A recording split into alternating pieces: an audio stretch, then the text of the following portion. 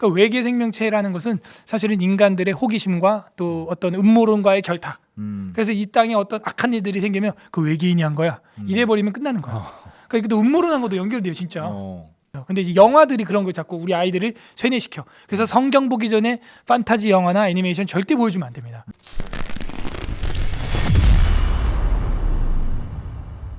마지막 이슈 뭐 가져왔어요? 마지막 이슈 있는데 네. 지난 성탄절에 네. 목사님 뭐 하셨습니까? 성탄절에 우리는 이제 백신 피해자 치료 시민 연대 제가 대표로 있기 때문에 여러분 여기 밑에 계좌번호 보이죠? 네네. 예, 여기 해가지고 우리 코백회 김두경 회장님 만나가지고 1,000만 원 전달해드리고 정부 청사 앞에서 같이 피켓도 들고 성명서 같이 동참하고 발표하고 성탄절날 가장 지금 힘들어하는 이웃이 누굴까? 주사로 인해 피해 본 분들, 유가족분들 정말 눈물의 그 현장이었습니다. 네. 네. 거기 다녀왔습니다. 예. 저희 개혁일보 팀도 모두 네. 다 가봤는데요. 네. 정말 많은 생각을 안타깝죠. 하게 됐죠. 네. 근데 그날에 네. 또 반대로 어허? 세상에서는 무슨 일이 있었냐면 무슨 일이? 바로 이 기사 보이십니까? 외계 생명체 찾으러 간다. 이야, 누가? 제임스 웹이라는 망원경을 이제 우주 로켓을 쐈어요. 제임스 아저씨가 간 거야? 네, 이 제임스 웹은 누구냐? 나사의 2대 국장 이름입니다. 예. 그래서 이 이름을 이 망원경 명칭으로 했고요. 여러분이 아마 익숙한 대중적인 망원경은 허블 망원경. 허블. 허시네. 허블 들어보셨죠? 네. 허블 망원경이 1990년 그때 이제 아주 상당히 오래됐어요. 이 망원경 썼는데 지금까지도 엄청난 성능으로 계속 사용되고 있었는데 더 업그레이드한 겁니다. 몇 배 정도? 100배. 허블의 100배 성능의 망원경을 허배네. 예. 이야, 허배나 100배 성능으로 이제 쏘아 올린 거예요. 오. 이게 돈이 자그마치 12조가 들어갔습니다. 12조. 야. 12조 어마어마한 뭐 상상이 산술적으로 셀 수가 없는 돈이죠. 이 돈을 들여가지고 나사에 이제 쏘아 올렸습니다. 와.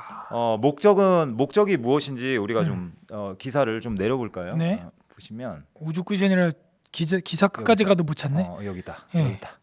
여기다. 찾았나요? 목적은 크게 세 가지다. 세 가지. 주목받는 임무는 외계 행성에서 생명체 존재 탐색. 이게 첫 번째 목적입니다. 첫 번째. 외계인이 있는가? 외계 생명체 있는가? 이거 알고 싶어 가지고 이거 쏜 거예요. 원래 외계인? 예.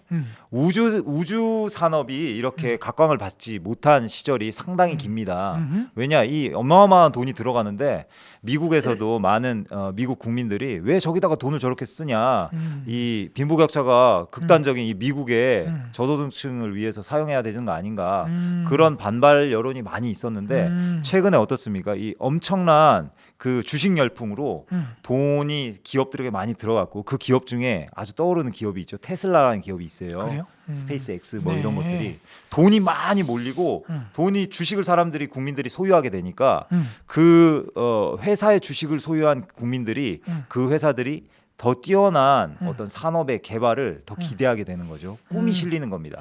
그러다 보니까 이제 우주 개발까지 사람들의 여론의 지원을 받는 거예요. 아하. 그러다 보니까 이제 이 2007년에 원래 쏘려고 했던 게 연기된 거예요. 지금까지. 와우. 그래서 지난 성탄절에 마침내 쏠 수 있게 된 거죠. 오. 이게 이제 추진력을 받아가지고 오, 그때 쐈으면 제임스가 아니었겠네요? 제임스 웹이라는 분은 이미 옛날에 돌아가신 분이에요. 아, 그래요? 예. 어. 나사의 2대 국장이니까 아주 그 분을 기리기 위해서 그 이름을 여기다 담은 그렇구나. 거고요. 아무튼 이렇게 좀 지지부진했던 그런 우주 개발 산업에 지금 엄청난 탄력이 붙고 네. 이런 망원경까지 쐈는데요. 예.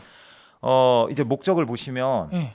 첫 번째가 이제 외계 생명체, 외계인이라. 그리고 두 번째가 이제 뭐 최초의 별 은하 관측, 그리고 또 뭐 별 행성계 연구, 뭐 요 정도의 목적 세 가지 목적이 있어요. 그래서 왜 그렇게 외계 생명체를 탐색하고 알아보고 싶을까 이렇게 생각을 하게 되는데요. 진화론의 바탕에 생각을 해보는 사람들의 입장에서는 이 우주가 엄청나게 크기 때문에 확률적으로 따져봤을 때 우주가 지금 보시면은 우리 은하 있죠? 우리 은하. 네. 우리 은하 같은 은하가 지금 관측된 것만 한 2조 개가 있어요. 2조 개. 2조개? 2조 개가 있는데 그 2조 개 한 개 은하 안에 평균적으로 4천억에서 7천억 개의 별이 있어요. 네. 그러니까 2조 곱하기 4천억만 해도 얼마입니까?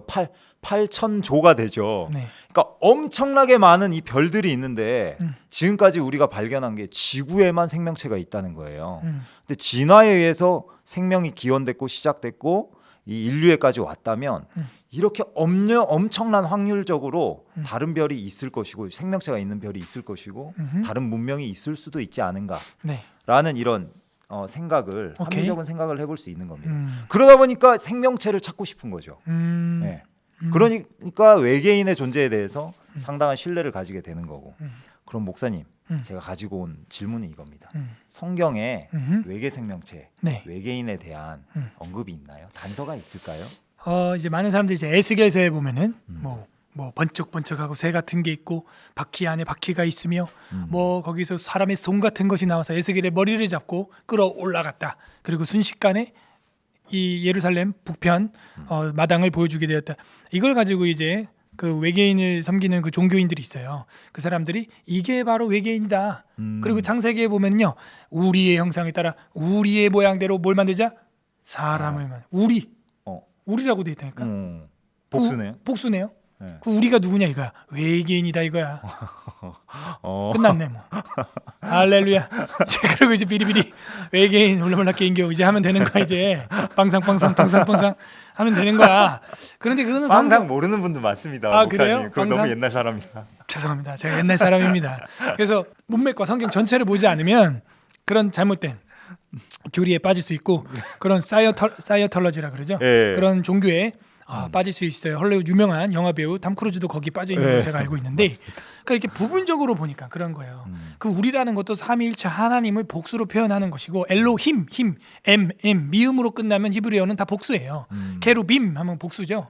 엘로힘 복수예요, 사실은. 그래서 하나님 자체가 존재 방식이 삼위일체로 교제하는 방식으로 돼 있는 거죠. 그래서 하나님의 존재 방식을 우리가 모르니까 자꾸 그걸 외계인이라고 하는 거고, 에스겔서에 나와 있는 그 우주선 모양 사람의 손 같은 거, 그것도 다 사실은 하나님의 현현에 대한 이미지예요. 그게 요한계시록에 그대로 나옵니다. 또 보좌에 계신 이와 그 우편에 계신 어린 양과 그 앞에 있는 7 영들, 이렇게 해가지고 성부와 성자와 성령 하나님의 현현이 계시록에도 그렇게 그려지고 있는 것이죠. 그래서 우리가 성경에서 외계인으로 오해할 만한 구절들이 부분적으로 발췌하면 있을 수 있는데, 토타 스크립투라, 성경을 전체로 보면은 그런 것들은 그런 잘못된 해석으로 갈 수 없다 하는 거고, 창세기에 보면은 세상이 창조되고 시작되는 기록이 나오나요? 그러죠. 며칠 동안 만들죠? 7일? 7일째는 쉬었죠. 예, 그러니까 이제 우리 덕국장님 성경 사경회에 좀 잘 참여를 해야겠다. 그래야 되겠네. 그런 생각이 안 간지 좀 돼가지고 예, 제가. 그죠. 예, 많이 망가졌네요. 자, 그래서 이 7일이 쉬어야 안 망가져 사람이. 안식도 계명이다. 쉬는 것도 계명이다. 쉬어야 됩니다, 사람이. 그래서 6일 동안 창조를 사역을 하셨죠. 이것도 물어보면 또 신뢰가 되겠죠. 6일은 방금 전에 말씀하셨으니까 그 정도는. 그래도 제가 그래? 성경고사도 그래? 들어봐서. 다섯째 날 뭐 만들었어요? 다섯째 날 가만히 있어 보자. 첫째 날이 별을 만들었나, 물을 갈랐나? 한번 말씀해 주세요. 네네. 물고기, 네, 하늘의 새와 물고기를 이제 만들었어요. 근데 이제 그 과정을 우리가 성경에서 볼 수 있죠. 네. 거기서 외계 생명체가 어디 몇째 날 만들었어요? 없네. 지성체로서 인간 마지막 날에 그러니까 없는 거 자꾸 얘기하지 말고. 그럼 영혼은 언제 만들었어요? 나오잖아. 흙으로 사람을 만들고 그 코에 생기를 풀어넣었다. 여섯째잖아, 여섯째 날. 그잖아요. 네네. 그래서 이런 것도 우리가 보면서 그냥 성경에 있는 대로 생각하면 돼. 그러니까 외계 생명체라는 것은 사실은 인간들의 호기심과 또 어떤 음모론과의 결탁. 그래서 이 땅에 어떤 악한 일들이 생기면 그 외계인이 한 거야. 이래버리면 끝나는 거야. 그러니까 또 음모론한 것도 연결돼요, 진짜. 미스테리 서클 뭐 한다든지 뭐 이거 누가 했냐, 모아비 상 이거 외계인이 갖다 놓은 아니에요. 고인돌 뭐 이런 거 다 사람들이 한 거지. 무슨 외계인이 피라미드도 다 사람들이 한 거죠. 근데 이제 영화들이 그런 걸 자꾸 우리 아이들을 세뇌시켜. 그래서 성경 보기 전에 판타지 영화나 애니메이션 절대 보여주면 안 됩니다. 예를 들어 트랜스포머 로봇 멋있죠. 퀸 뭐 옵티머스 프라임 막 나오는데 피라미드에서 그 과학의 그 어떤 그 원천이 되게 많이 이루어지고, 그죠? 외계에서 어떤 들어온 그 행성이 게이트 같은 깨지면서 그 안에 그런 엔진 그 기술이 들어 있고. 그러면 안 되지. 그러니까 그러면 안 되지. 그러니까 지금 이렇게 쏘아 올린 이건 이제 제임스 웹 만환경 이런 것도 이제 영화로 만들면 이거 우리가 어떻게 만드냐? 이거 외계인이 와서 도와줬던 거다 이거. 100배나 좋아졌지 않냐? 이래버리고 영화 만들면 애들이 그거 보면 그게 맞는 줄 알지 성경 창조 창세기 1장 6일 창조 안 따라가. 그러니까 애들한테 절대로 판타지 먼저 보여주면 안 됩니다. 성경을 충실하게 가르치고 그 다음에 이런 것들을 영화들을 보면서 분별할 수 있게 지도를 해야 한다. 그러므로 외계 생명체는 저는 없다고 믿습니다. 성경대로. 왜냐하면 외계인이 있으면 영혼이 있어요? 영혼을 불어넣나? 아니잖아. 그러면 뭐 예수님이 외계인을 위해 십자가에 죽으셔야 되나? 그 외계 행성에는 또 거기서 죽으셨다고? 예수님 2명이네 그럼? 좀 한계가 있네요. 그러면 유일한 중보자가 안 되네. 그러니까 다 깨지는 거야. 모든 성경이. 조심해야 됩니다. 외계인 있으면 산채로 잡아. 그건 살인이 아니야. 잡아가지고 그냥 얼려버려 냉동실에. 그럼 여러분 이제 한 수조의 그 엉망전자가 될 수 있습니다. 제발 꿈 깨세요. 네. 성경에 따르면 일단 지성체 인간이라는 이 하나님의 형상은 우리밖에 없다. 그럼요.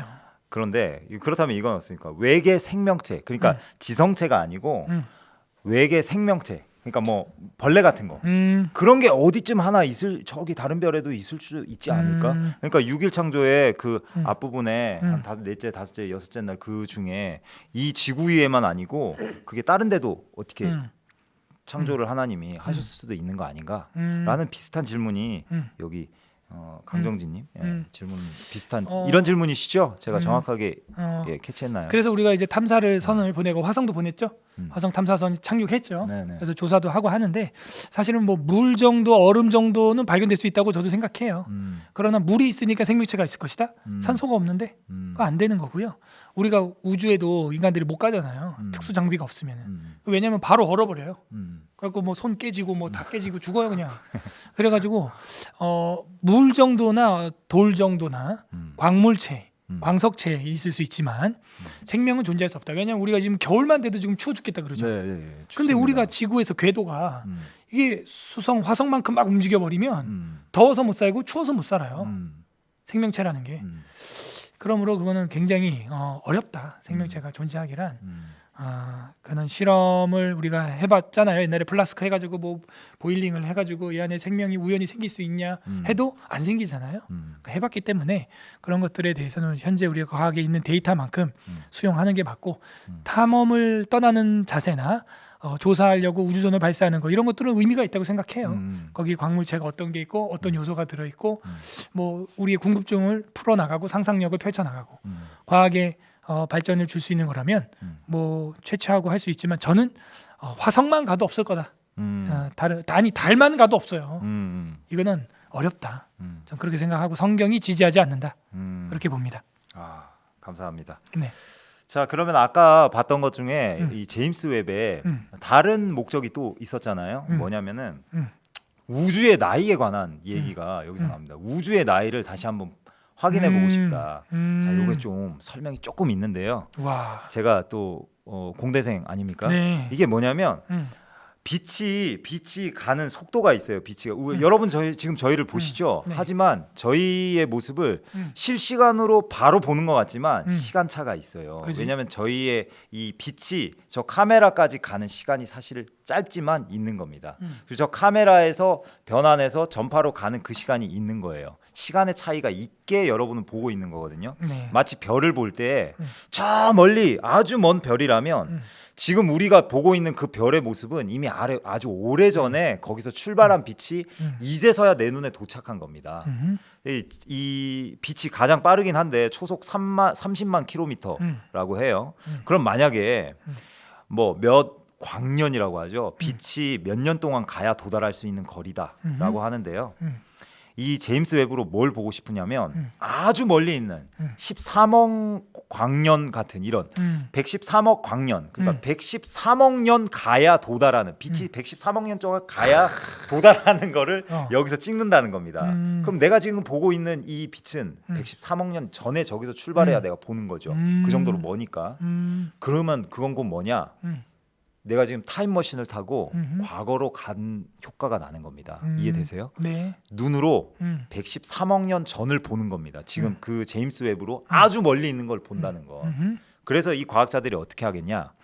지금 우주 탄생의 나이가 113억 년이다라는 이제 어떤 계산상의 결론이 있어서 이제 이 제임스 웹으로 우주의 그럼 시작일 때의 시간을 보고 싶은 거예요.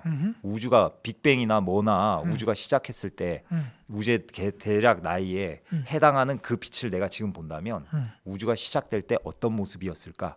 그리고 그 데이터를 가지고 연구를 하고 싶다는 거죠. 이것은 그리스도인에게는 어쩌면 창조과학에 대해서 많은 생각이 있으신 분들은 생각해 볼 만할 것 같아요. 네. 지구의 나이를 오케이. 혹은 그 이제 이 족보의 나이에 대한 이야기가 있죠. 목사님 얘기해 네, 주시겠어요? 질문 굉장히 기네요. 죄송합니다. 오늘 힘이 남나 봐. 네. 아니 제가 이게 좀 자세히 제대로 설명하다 관심 보니까 있는 분야 이렇게 막 파고드는군요. 우리 네네네. 덕 국장님. 아니, 또 대단합니다. 이해가 필요하니까 우리 언론인 체질이에요. 예, 언론인 체질이에요. 네, 네, 네. 근데 사실 이런 주제는 우리가 다루면 권위가 없어. 예. 제가 맞습니다. 과학자도 아니고 목자고, 그죠? 저는 이제 성경은 어떻게 말하는가를 알고 싶어요. 성경은 이 나이에 대해서 우주의 나이, 지구의 나이에 대해서 어떻게 말하고 있고 네. 어떻게 생각하고 있는가. 성경은 일단은 오래됐다라는 표현도 나와요. 그 뭐 오래 전에라는 표현도 많이 나오죠. 근데 그게 뭐 우리가 말한 이런 뭐 몇억 뭐 만년 전 뭐 그런 건 아니고 뭐 100년만 돼도 1000년만 돼도 오래 전이라고 표현을 해요. 또 영영이 하나님과 맺은 언약이라 해도 예수님 오면 다 끝나는 언약인 것도 있어요. 영원한 언약이라 이렇게 해놓고도 네. 물론 뭐 예수님 안에서 그 언약이 이루어졌다 해서 그 시간적 표현을 하는 건지 모르겠어요. 또 하나님은 뭐 하루가 1000년 같고 1000년이 하루 같죠. 그래서 하나님은 처음과 끝을 보기 때문에 영원과 영원은 끝을 보기 때문에 시간의 의미는 사실은 없죠. 그런 것도 우리가 생각을 해야 되고 학자들도 의견이 갈리죠. 오래된 지구냐, 그죠? 뭐 젊은 지구냐, 이제 그런 이야기도 많이 하죠. 그래서 우주도 오래된 우주냐, 멀리 있는 우주냐. 지금 멀리 있는 우주 이야기를 하는 것 같은데, 예. 제가 볼 땐. 우주는 아주 크다. 그죠? 근데 그거는 가능할 것 같아요. 왜냐하면은 예컨대 우리가 지금 밟고 있는 이 지구를 마지막에 만들었다면 주님이 마지막에 만들었다면 이미 우리도 뭐 동물들 키울 때 보면 비유가 좀 적절한지 모르겠지만 먼저 우리간 사놓고 집 사놓고 뭐 따뜻한 이불도 깔아놓고 먹을 거 사료도 뿌려놓고 그리고 나서 뭐 햄스터나 고양이나 토끼를 키우죠. 마찬가지로 하나님이 모든 피조를 다 만들고 마지막에 사람을 만들어. 6일째. 그것처럼 이미 우주는 미리 만들어져 있을 것이다. 그리고 땅은 공허하고 그저 흑암은 깊음 위에 있다. 하나님의 영은 또 그 위에 운행하시고 그런 상태들을 우리가 보면은 처음에는 지구도 물 덩어리였다. 그리고 이제 물과 묻을 나누면서 나눠지는 거지. 그러므로 우주도 미리 만들었을 확률이 크다. 제가 볼 때. 그리고 그 시간이 하나님한테는 하루지만 그죠? 우리한테는 135억 년 시간일 수도 있죠. 하나님 혼자 계시는 거예요, 그냥. 그 누가 뭐라 그래? 혼자 있는데, 그죠? 내 집에 내가 혼자 있겠다는데, 그건 우리는 알 수 없죠. 그리고 마지막에 물덩어리를 만들고 마치 엄마 배에 양수가 차는 것처럼 물덩어리를 만들고 그 안에서 이제 형체가 드러나는 거죠. 아기가 양수를 찢고 나오는 것처럼 땅이 산이 산맥이 쫙 하고 이제 물과 묻을 나누라 하시니 하고 쫙 나눠지고 그렇게 생각을 한다면 오래된 별, 오래된 우주, 멀리 있는 별에 대한 해석은 성경적으로도 가능하다. 다만 이제 그다음 이 지구가 오래됐냐 이거에 대한 논쟁이 또 남아 있는데 사실 이 부분도 우리가 논쟁하는 것보다는 학자들이 좀 논쟁해줬으면 좋겠고 네네. 신학을 한 과학자면 더 좋겠다. 저는 그런 소망을 갖고 있고 우리나라도 반 나눠져 있어요. 네, 짬뽕 짜장 반반 하듯이 젊다 크리스천들이? 늙었다 나눠져 있어요. 사람도 젊지만 이렇게 늙어 보이는 경우가 있죠. 예. 제가 좀 더 늙어 보이죠, 목사님보다. 근데 제가 더 젊습니다, 사실 실제로. 참 사실을 얘기해서 죄송한데 죄송합니다. 왜 늙어 보이냐? 뭘 많이 해서? 고생을 많이 했어. 고생을 많이 했어요. 그 지구가 늙어 보이는 것도 네. 고생을 많이 했다. 아까도 우리가 얘기했지만 무슨 홍수가 있었어요? 노아홍수. 전 지구적인 노아 홍수. 글로벌 플로드였죠. 그러니까 고생을 많이 하면 얼마 안 됐는데도 늙어 보인다. 그런 거라. 그래서 지구가 늙어 보이지만 이게 그렇게 늙은 오래된 별은 아니다라고 하는 학자들이 있어요. 그래서 지금 한 6,000년 설이 있죠. 이 지구는 현재 한 5,000년에서 한 6,000년 됐다. 보통 젊은 지구로 하는 사람들은 5,000년으로 봐요. 신약 지금 2021년, 구약 한 3,000년 정도. 근데 이제 늙은 지구론 이야기하는 분들은 뭐 한도 끝도 없죠. 이제 예? 그냥 부르는 게 값이죠. 네.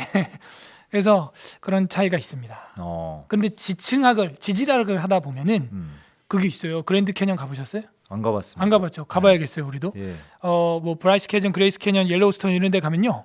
저도 깜짝 놀랐는데 그 영상으로 저도 못 가봤으니까 봤는데 어느 지층까지는 생물체가 나와 화석이. 음. 근데 마지막 요 지층 아래로도 한참 있는데 음. 아무것도 안 나와. 아무것도 안 나와. 생명체가. 화석이. 화석이. 응. 그럼 이거 어떻게 해석을 해야 되냐? 이 밑에의 땅들은 홍수 이전의 땅들이다. 태초의 땅이죠. 그야말로. 그리고 그 위에 여러 쌓여 있는데 동물들이 화석으로 껴 있는 거는 노아 홍수 이후에 어떤 그런 생물체들의 함몰된 그런 화석체들이다. 그러므로 모든 지층이 다 화석이 있다면 우리가 생각을 달리 해볼 수 있는데 이렇게 극명하게 갈리는 부분이 있기 때문에 우리가 태초에도 이 지구 땅이 존재했었다. 근데 그게 얼마나 존재했었는지 알 수가 없다. 알 수가 없다. 화석이 안 나오니까 측정이 안 되는 거예요. 그런 약간 난제죠. 네. 저도 뭐 명쾌하게 답을 못 드려서 죄송한데 제가 드릴 수 있는 말은 여기까지예요. 그래서 어쨌든 의견이 두 가지 있는데 뭐 몇백 억년 뭐 왔다. 그건 충분히 우리가 이해할 수 있다. 이미 저 별은 이미 폭파된 별일 수도 있다. 이미 없는데. 그죠? 그럼 빛의 속도에 대한 거. 지금 우리도 이게 지금 약간 그게 안 맞아요. 싱크로율이. 예. 지금 우리가 말하는 거하고 이 음성 나가는 게 네. 약간 안 맞거든요. 네. 저는 그걸 느껴요. 그거 잡으려고 오늘도 네. 뭐 1시간 이상 네. 또 네. 소진을 했죠. 근데 이거는 뭐 편집할 때 후보정으로는 잡을 수 있는데 그러니까는 빛이 도달하는 데까지는 시간이 걸린다는 걸 우리가 개념적으로 안다면 충분히 그 오래된 멀리 있는 별에 대해서 우리가 과학적으로 성경적으로 이해할 수 있다.